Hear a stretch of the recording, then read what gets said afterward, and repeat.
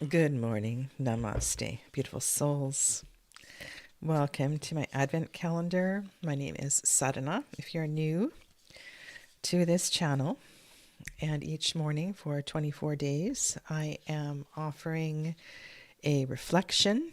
I'm going to talk about some tarot tips and different things to do with the tarot besides read. And today's, we're going to talk about applying moon cycles and all of that, and we will do a full moon reading. And all of this is so comfortable to me. This is just what I do, and so I hope that my my system, my ease, the way that I work with this makes sense to you. And of course, if you have any questions, please come back and leave a message below. And if you're not clear on what the comment to win means, I will be offering a prize on the 24th of December. So if you leave a comment below, you'll be entered into the draw. And you have an opportunity to do that every day. So you can go back and watch previous videos and leave a comment as well. And that'll get you one additional ticket for each day into the draw. Okay. Welcome, Jen. Thank you for being here earlier. Jennifer and Clevis. Nice to see you, Laura. And yesterday on the table, I had the Usi deck, Pagan Otherworlds, and it is still there. It's not the deck that I'm reading with today. Today I'm reading with the Vendur Tarot, and I'll explain that choice in just a moment. These cards are from Patrick Fogarty's moon deck. I'm sure you all know this one. It's not a moon deck. It's called astrology cards. These I just find really handy to have on the table. I place them down with moon and sun and different cards just so I remember where I am, and they help me to come back to my discussion. So today is Thursday, December 4th, and I did pull out the Thursday card. I just feel that this energy today carries even more potential than maybe other full moons. This is going to be a super moon, and I say going to be, so we're just not quite in the maximum energy of the full moon. It's just a little bit later in the day, and there's another consideration there as well too I want to talk about. And so Jupiter. And we talked about this on the first day of the Advent calendar. Jupiter is a card of expansion. Thursdays are associated with the planet Jupiter. And so I decided to put Jupiter here as well too, because it is a card of expansion. It is a card of change. Our sun presently in Sagittarius, and I've got both of these nights on the table as well too, because this is something to think about in formulating and personalizing your own question for this full moon, in that the sun is in the sign of Sagittarius, the mutable sign of Sagittarius, this fiery sign of health and wellness and change. And we're in a decan where the nights are still active, both in the sun and the moon, and we're looking at the sun sign, the Knight of Wands, and the moon sign, the Knight of Swords. This is, there's so much potential here for actually uncovering something, discovering something, putting full intention. There's a lot of action here. Now, I do want to be a little bit cautious, because as we go in towards the end of the day, the moon will become full and start to wane again. And so this is a very short opportunity to perhaps surge into something, to commit to something, to claim something, to realize something. And I'm always looking at nights as questers, and maybe this is stating something. Maybe the fire of the Knight of Wands will help the Knight of Swords find a clarity of voice, or a clarity of thought. We are in the middle decan, and this is another reason to consider this to be a very dynamic full moon. We are in a mutable sign. So when we are in a mutable sign and we are in this number 9 decan, not quite there yet for the moon, that will be a little bit later, still in the 8 decan for the moon, right as the time of this recording. But 9 is a number of fullness. It's also the number of 2025, and this is the final full moon of 2025. And so with these nights, with the energy of Jupiter, with the number 9, putting all of this together, it's whatever time of day you are in your whatever time of day it is, wherever you are in your day, I think this is a time to pause, because there is something very important here that wants to be said or realized, perhaps acted upon. And I feel like it's coming in a breath, in a moment, in a bit of silence, and this will it'll be necessary for you to take a bit of a gap to experience this. And thank you for joining me here today, because maybe it is during this time that will become very clear for you. So presently, the moon is wandering just through the 8 of Swords, and by the time it becomes full, it'll be in the energy of the 9 of Swords. Gemini, of course, is the Lover's card, this place of realization that our divine masculine and divine feminine selves cannot stand alone, that in whatever way, whatever level you examine this, we need both. We need to allow both our divine masculine and feminine aspects to support one another. Gemini is ruled by Mercury, and so the Magician is hiding here as well too.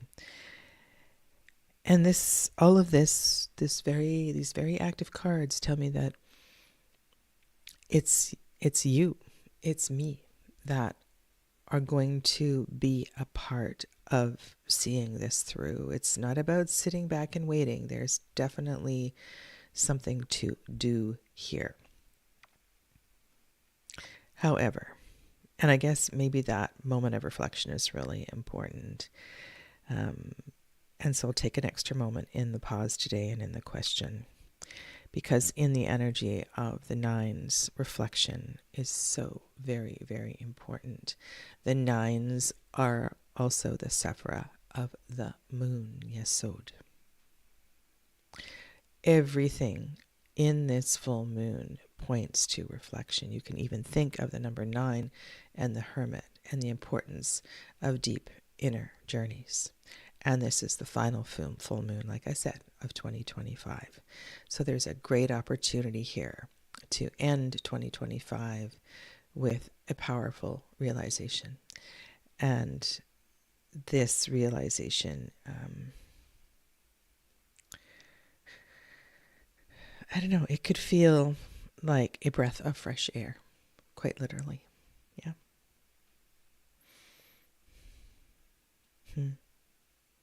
Part of my practice, and it has been for some time, is to sit and to think about where we are astrologically.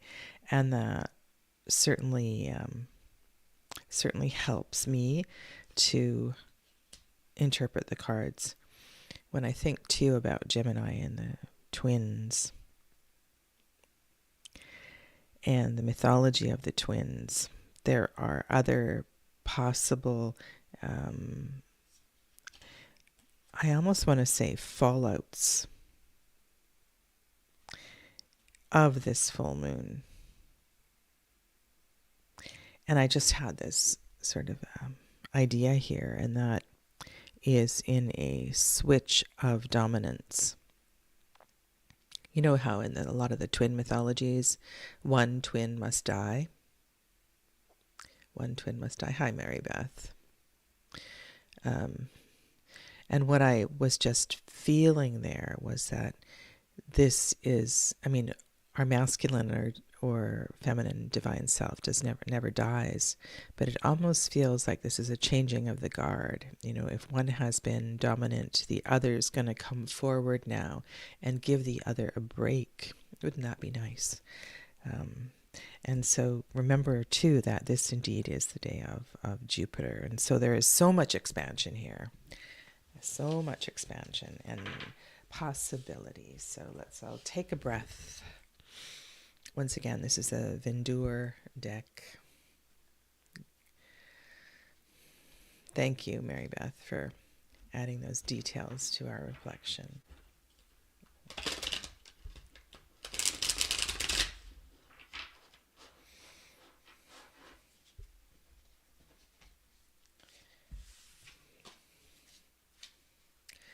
I like to use this deck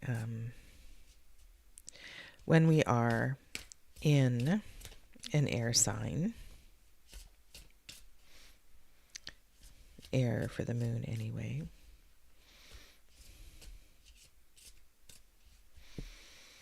There's a lot of space in this deck, space to think. And so this last sort of aha realization that I had, this changing of the guard, something is shifting, something is changing. And I said earlier, yes, indeed, the Lovers is one of the important realizations of Gemini, is that we need both. One can't stand alone.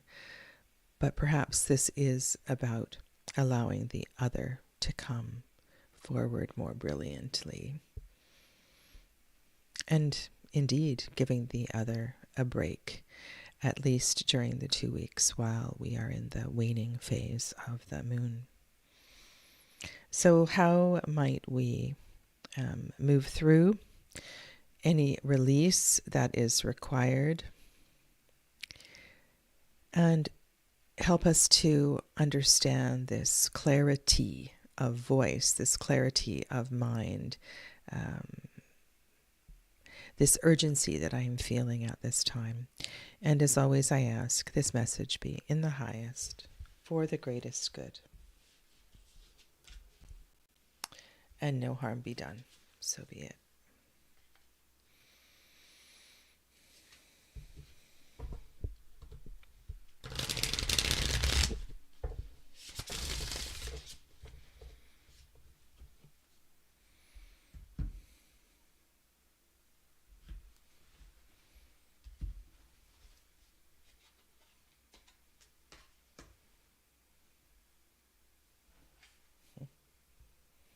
You said groundwater try?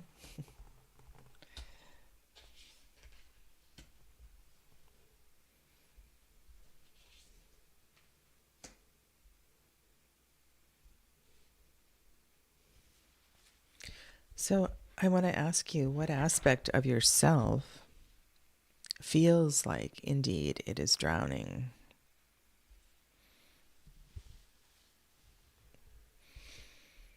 That perhaps it is tired of reaching. And this is such a powerful verb, reaching, because we can apply that in many aspects of our life.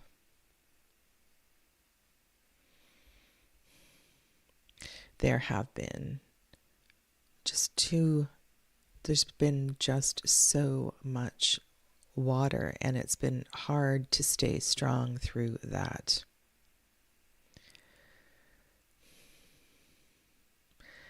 And I can really speak here to your divine feminine self being the one that is overwhelmed.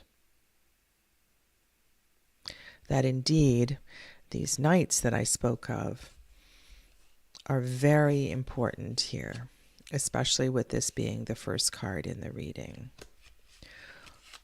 What is it? If you have not written this down and you've not reviewed intentions, goals for 2025, this would be a wonderful time between now and later in the day when the moon does become full, that you get really clear about that.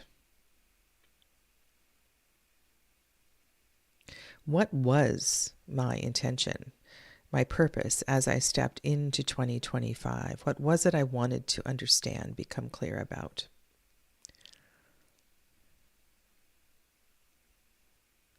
Because in a way, I feel that this Seven of Cups,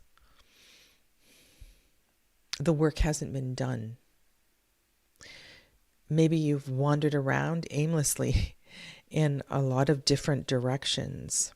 You've read a lot of books. You've received a lot of readings, but you haven't acted upon any of that. And I always say with every single querent, there is always homework following a reading. There's always homework following a physio session. There's always an action point after you experience, receive a treatment, a reading, right? These things aren't just going to magically happen.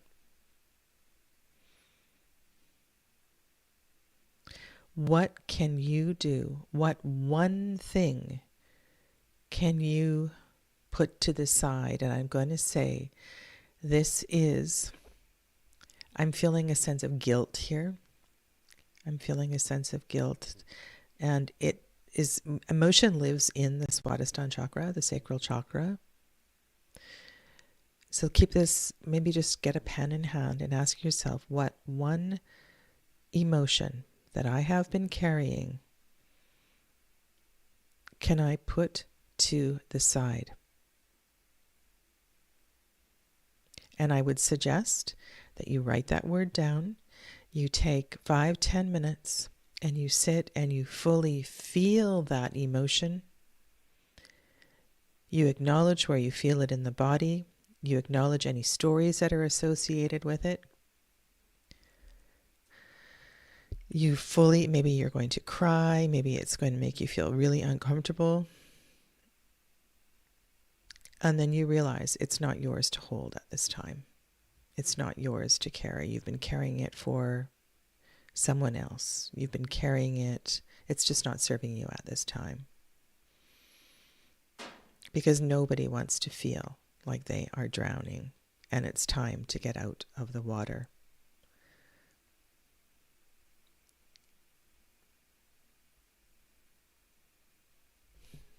Okay.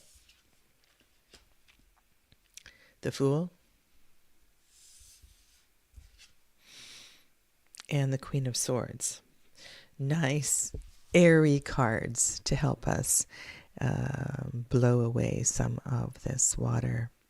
And both the Queen of Swords and the Fool have their back to this overwhelm. The Fool is ready to move on. The Queen of Swords is ready to deal with all of this. And never forget that even the Queen of Swords has an affinity to water. They are a queen. They understand how important this experience is. It's not about forgetting it. It's about moving through it so you can carry on. With the Fool here and the Queen of Swords, it's important that I would use the word clear in your question as well too.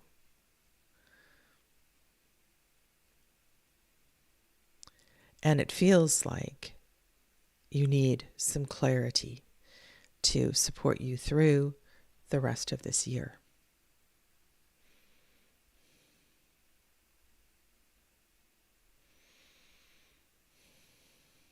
This full moon, and I'm suggesting that you allow this full moon to fully feel what it is you've been carrying, and then you let it go. And whether you take this in, and I think the Queen of Swords and the Fool be going in opposite directions are saying, it really doesn't matter what you choose, what direction you go, but what is the most important thing is that you release this.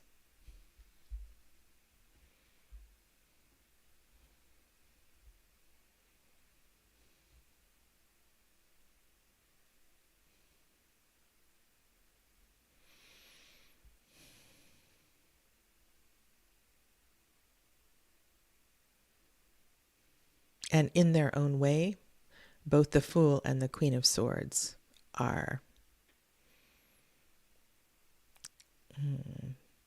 determined, and their approach is very different to moving on, but they're so done with this. They're so done with this. And like Clevis and Jen, I can completely relate to this. Okay. So that's the reading. That's a lot of preamble on various tarot tips and approaches to moon readings and readings in general. What you can do with the cards besides actually reading. So I don't really have anything creative for you today,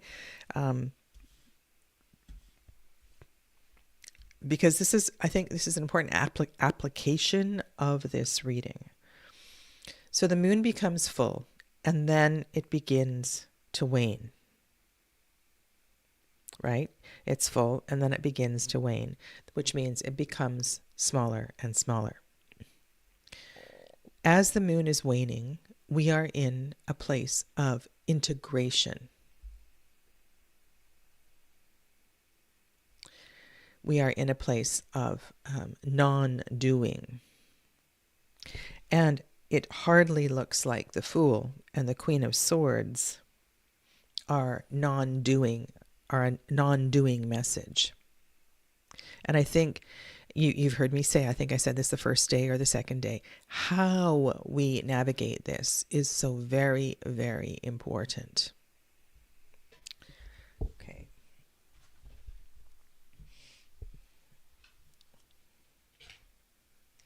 That is a waxing moon. So as the moon becomes smaller and smaller, the process of this integration needs to settle more and more. So this is what I suggest that you do.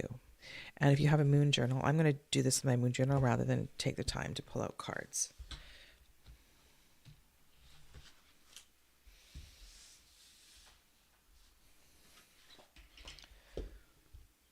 Hopefully you can see this.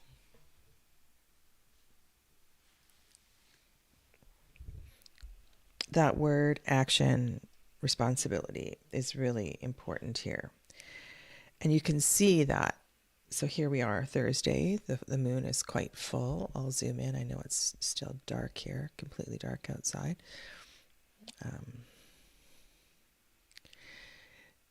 Full moon, the moon begins to wane. Right? It begins to diminish. Over the weekend, begins to diminish even more. Think about the Fool. Think about the Queen of Swords. The following weekend, right? We're at the third quarter moon, moving towards the dark moon. Moving through December until we get to the new moon in Sagittarius on December 19th. So this is a period of 2 weeks where it's like you have a gift of processing this information. And there are steps.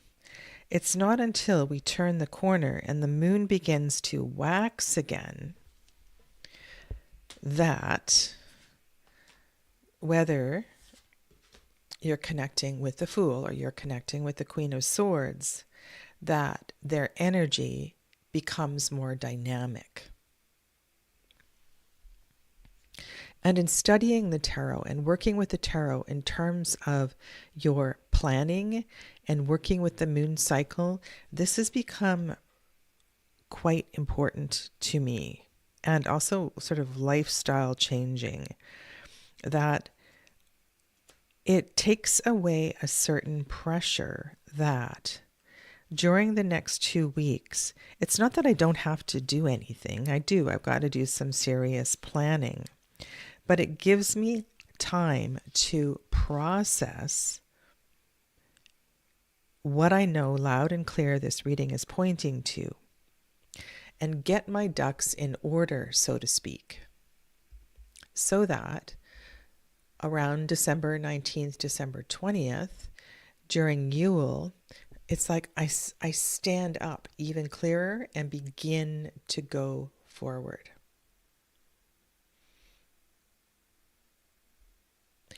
And so understanding the energy of what it means when the moon is waxing and waning is so important.